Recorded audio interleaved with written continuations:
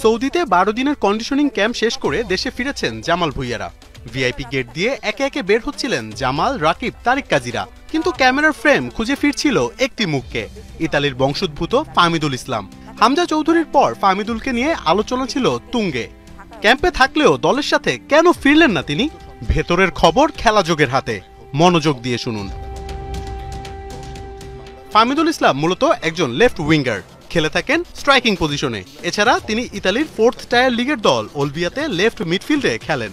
Left back কিংবা left wing ব্যাকেও খেলতে পারদর্শী ফাহমিদুল। এত প্রতিভা থাকার পরেও কেন নেই তিনি? আসল কারণ দলের সাথে কোপ আপ না করতে পারা। কোচ কাবরেরার ক্যাম্পে তাকে তার 3 পজিশনেই খেলিয়েছেন, তবে এখনও দলের সাথে মানিয়ে খেলতে পারছেন না। যেহেতু ভারতের বিপক্ষে ম্যাচের আগে সময় খুবই কম, তাই তাকে আপাতত রাখা হচ্ছে না পরিকল্পনায়।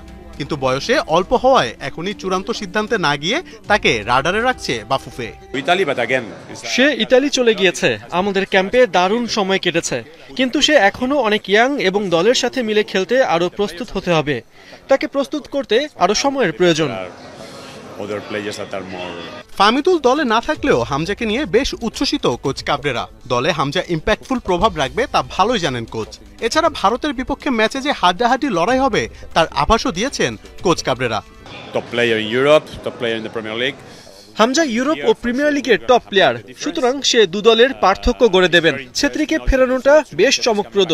আমি বলবো আমরা ভালো দল, দিন দিন আমরা উন্নতি করছি। আশা করছি একটি 50-50 ম্যাচ হবে।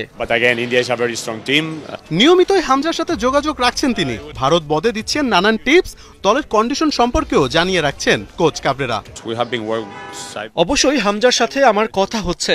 শেফিল্ডে যখন তার সাথে দেখা করতে গিয়েছিলাম তখনও আমাদের পরিকল্পনা নিয়ে কথা হয়েছিল। সে জানে দল তার কাছে কি চায় এবং ম্যাচ কন্ডিশনে তার কি করতে হবে। হামজা বাংলাদেশের হয়ে খেলার জন্য মুখিয়ে আছে। 25 মার্চ ভারতের বিপক্ষে ম্যাচ, তার আগে ঢাকাতেই হামজা যোগ দিচ্ছেন দলের সাথে। ফাহমিদুল না থাকলেও রাকিব, মুরসালিন, আলামিনরা ফরওয়ার্ড লাইন সামলে নেবেন তা বলাই যায়। এখন অপেক্ষা এক